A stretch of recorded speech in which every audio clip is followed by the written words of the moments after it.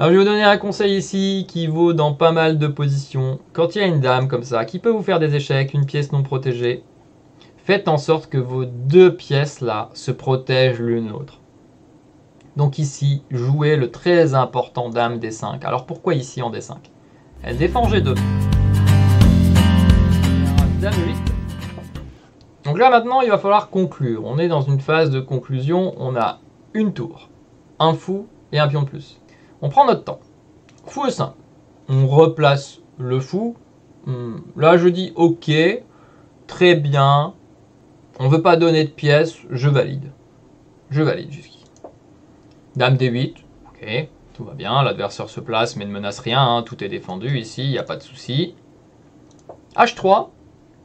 Là, on peut donner un petit point pour le H3 pour ne jamais être mat du couloir. Donc ça, c'est validé. C'est validé. Éviter les mates du couloir, ça me va. C'est un bon principe à retenir hein, pour tout le monde. Hein, avant de jouer avec les tours à faire un peu tout et n'importe quoi, éviter le mat du couloir. Je donne un exemple bête qui pourrait arriver si on ne fait pas attention. Imaginons on joue tour 3, on dit ah oui mais moi je veux échanger les tours ou je veux monter attaquer. Je donne un exemple peut-être un peu mauvais mais c'est pas grave. Échec, là je me dis ah non non non non non non je suis en échec zut. Bon vite j'échange et puis je me fais mater quoi. Voilà, alors là ce serait le drame, là ce serait même plus un carton rouge si ça arrivait, ce serait terrible. Et bien sûr, toujours un principe qu'on va donner quand vous êtes surpris par un coup que vous n'aviez pas vu, toujours bien regarder. Nous pouvions toujours nous sauver en revenant. Et autre principe aussi, ne pas être trop têtu et être conscient que quelquefois on s'est trompé, on revient. Ça aussi, ça arrive. Il y a des gens qui sont têtus, ils ne veulent pas reculer une pièce, qui l'ont placée sur une case, ils veulent toujours la justifier. On essaye de justifier si on peut, mais on n'est pas têtu, on accepte son erreur. Pour éviter la défaite, bien sûr. Et donc, ça a été annoncé dans le chat, mais H3, prophylaxie, on est d'accord, coup prophylactique, pour pouvoir jouer avec les tours et empêcher le mat sur la 8e rangée, ou la première rangée dans ce cas-là. Après, on appelle toujours la 8e, parce que de base, on dit toujours la 8e ou la 7e. Quand on parle de mettre une tour sur la 7e, c'est aussi mettre une tour sur la 2e, mais on se met toujours du côté, comme si on avait les blancs quand on en parle. Après, bon, ça revient au même. Prévenir que guérir, très bien. Dame G5, alors l'adversaire, attention, a vu la petite faiblesse, créer une menace. Alors, la meilleure défense face à une menace comme tour H3 ici, c'est d'être malin. Qu'est-ce que vous pensez? Qu'est-ce qu'il faut faire dans une situation pareille? Quelle est la meilleure stratégie à adopter contre cette attaque? On peut rendre un peu pour échanger. C'est pas ce que je voulais entendre, mais c'est un peu dans l'idée, oui. Qu'est-ce qu'on peut faire? Une idée hyper intéressante qu'il va falloir retenir pour tous ceux qui débutent. On peut prendre comme base la réponse de 2020. On dit que la meilleure défense, c'est l'attaque. En fait, je vais vous donner un conseil, mais quand l'adversaire menace des choses comme ça, qui sont un peu... je te prends un pion. Réfléchissez à lui tendre un piège. En fait, la notion que je veux que vous gardiez, c'est cette notion, votre adversaire a un coup qu'il veut absolument jouer. Il crée une menace, il veut créer quelque chose, que ce soit stratégique, tactique ou autre. Faites en sorte que ce coup soit mauvais en fait. Même s'il est mauvais de base peut-être ici, mais faites en sorte que le coup soit mauvais. Tendez-lui un piège où il va tomber, enfin il va jouer ce coup, et ce coup va perdre en fait en soi. Et regardez la différence. Je vais vous donner la différence, imaginons, hein, une petite différence. Imaginons vous voulez jouer tour 3. Là l'adversaire il va se dire ah oui mais il veut m'échanger. Donc il va s'en aller. Imaginons il va aller là pour défendre ici. Rien n'empêche que vous soyez gagnant bien sûr. Vous allez faire ça. Il va défendre comme ça, soit. Mais pour le moment vous n'avez rien à échanger. On est d'accord? Un exemple que je voulais citer c'était ça. C'est ce à quoi je voulais arriver. Il veut faire tour H3. Profitez de cette occasion pour échanger les pièces. Et le coup magique c'est Dame C7 ou Dame A7. Je vais vous montrer, l'idée c'est que lui il va se jeter sur son pion H3 en disant que c'est défendu en G7, là, et là vous faites la simplification de Dame prend G7. Annonce presque mat, la Dame doit prendre, le fou prend, vous avez échangé la Dame gratuitement. Et vous ne perdez pas de matériel, c'est ça qui est à noter aussi, vous ne perdez pas de matériel. parce que maintenant la tour est attaquée. Et s'il revient sur la case naturelle, là vous pouvez envisager ce qu'a dit Maxime tout à l'heure, rendre du matériel pour simplifier. Hop, vous échangez la tour avant qu'elle se sauve. Et vous arrivez, probablement, dans cette position. Et c'est ce qu'on appelle donc transformer l'avantage. Vous le transformez en une finale avec une tour contre rien. Est-ce que ça va ou pas? Alors bien sûr, je ne demande pas à Emmanuel ou quoi d'arriver à faire ça du jour au lendemain. Je dis juste que quand votre adversaire menace, au lieu de juste défendre bêtement, entre guillemets bêtement bien sûr, hein, essayez d'être plus stratège en fait. Essayez d'être un peu plus réfléchi. Essayez de prévoir. Il faut prévoir. Et c'est ça ce qu'on a aux échecs, c'est ça, c'est d'arriver à prévoir des choses pareilles sur plusieurs coups, des fois sur des plans. Contrer un plan en lui laissant son plan, mais ce plan ne va pas être bon parce que vous avez fait un petit coup qui va tout changer. Est-ce que ça va ça? Est-ce que c'est trop compliqué? Est-ce que c'est à peu près compris? Donc c'est pas si mal cette idée. L'autre idée que vous pouvez avoir, bien sûr, hein, qui est maligne aussi et peut-être encore plus malin, on va le dire, hein, c'est peut-être encore plus malin. Je vais vous le montrer, c'est de jouer tour D1.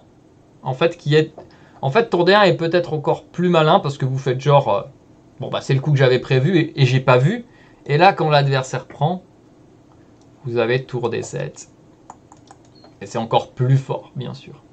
Mais au début, si on trouve dame C7, dame prend G7, c'est très bien. Après, si vous trouvez ça, ok, qu'est-ce que je peux dire? Bravo, vous allez progresser très rapidement. Ça va tout ça?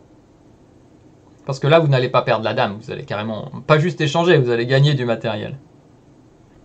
Oui, il faut juste réussir à voir ça en partie, c'est pour ça qu'on ne vous demande pas de le faire du jour au lendemain. On vous demande, bah, si vous voulez progresser, d'arriver à commencer à l'entrevoir, après ensuite à le voir et ensuite à calculer comme il faut pour le jouer, quoi. Allez, et donc dans la partie, dame C8 a été jouée. Donc là, ce qu'on peut donner comme petite info, c'est le roi n'est pas très bien en G8. En H7, il sera mieux placé. Pourquoi faire un échec si on n'a pas d'idée? Donc attention, on va voir s'il y a une idée derrière. Roi H7 et dame prend A6.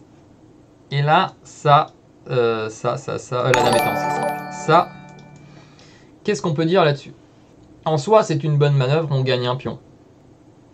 Gagner un pion quand tu as une tour et un fou de plus. Voilà, si vous débutez, je vous conseille d'éviter d'être trop, trop mangeur de pions, trop gourmand.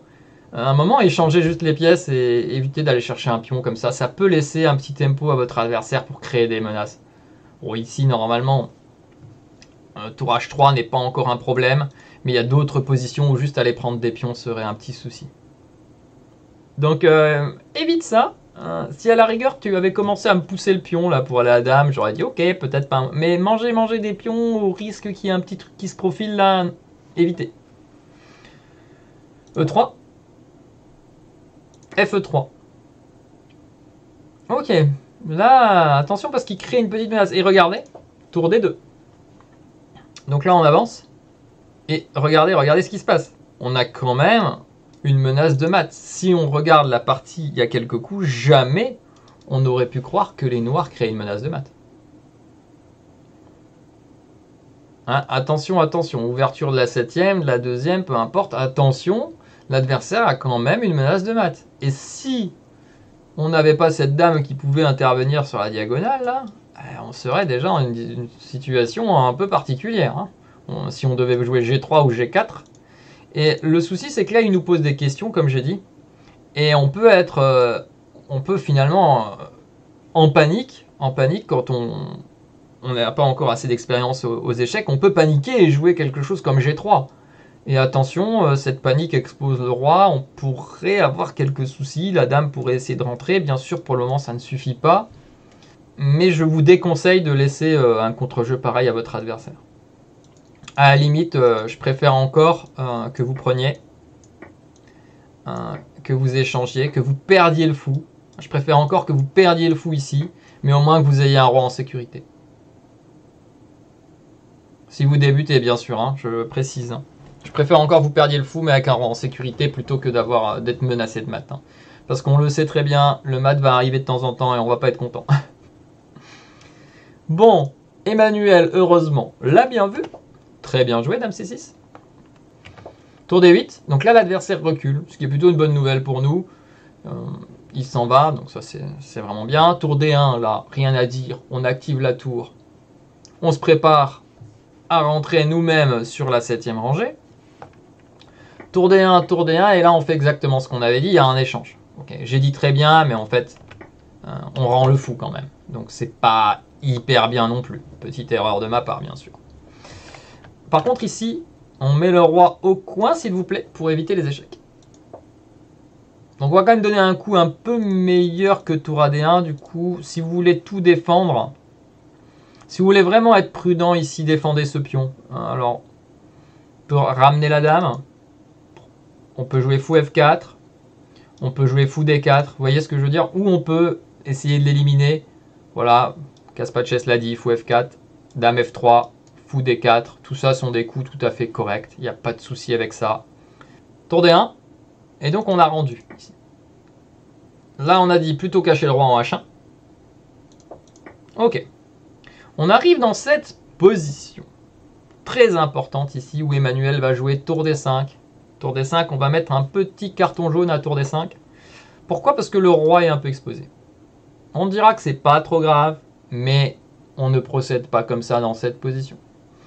Dans cette position, bon, déjà on aurait dû mettre le roi en H1 pour qu'il ne soit plus en échec. L'importance ici, si vous débutez, attention. Alors je vais vous donner un conseil ici qui vaut dans pas mal de positions. Quand il y a une dame comme ça qui peut vous faire des échecs, une pièce non protégée, faites en sorte que vos deux pièces là se protègent l'une l'autre. Donc ici, jouez le très important dame D5. Alors pourquoi ici en D5? Elle défend G2. Attaque F5, elle est défendue 2 fois. Elle défend la tour, elle est sur une case centrale. Et là, ça va être très facile à gagner pour Emmanuel qui a mis 30 coups presque à gagner cette position. Donc on est obligé de le dire. On va avancer le pion. On va avancer ce pion. Et bien sûr, difficile pour lui de l'arrêter parce qu'on va facilement le soutenir. Et en plus, attention, il y a son pion F5 ici. Donc il ne peut pas s'en aller. Voilà, les noirs doivent s'en aller mais doivent rester en défense. Mais le plus important, ce que je veux que vous retenez, c'est la défense, que les deux pièces se défendent. Surtout tant que le roi est exposé. Et ensuite, si vous débutez, imaginons l'adversaire joue ça, si vous débutez, limite un conseil que je peux vous donner, ramenez le roi ici, quoi. Voilà, comme ça il sera en défense. Si vous voyez que vous avez du mal, faites comme ça. Si vous voyez que vous n'avez pas de mal, que vous voyez bien que vous allez gérer, vous pouvez commencer à avancer les pions, peut-être celui-là. Mais regardez, celui-là laisse déjà un échec. Bien sûr, cet échec n'est pas dangereux, mais ça laisse quand même un échec. Donc prenez votre temps, cachez le roi s'il faut. Si vous ne voulez pas donner de pion ici, vous pouvez pousser celui-là. Cette dame a un œil ici, elle a un œil sur F3, ça veut dire que s'il avance, ça défend. Et vous voyez que même quand je vais en F3 avec la dame, je défends toujours la tour. Tout le monde est défendu, il n'y aura pas de problème. Après, il faudra peut-être ajuster un peu les pièces pour aller jusqu'à la dame sans qu'il nous gêne. Mais ça devrait aller assez facilement, si vous faites comme ça. On arrive au moment de se quitter, j'espère que le contenu et mes explications auront été clairs. Je vous invite fortement à liker, commenter, partager et vous abonner si ce n'est pas encore fait. Et bien sûr, je vais le rappeler, mais n'hésitez pas à venir aussi découvrir notre site internet où nous proposons énormément de choses. Et je vous retrouve bientôt dans une prochaine vidéo.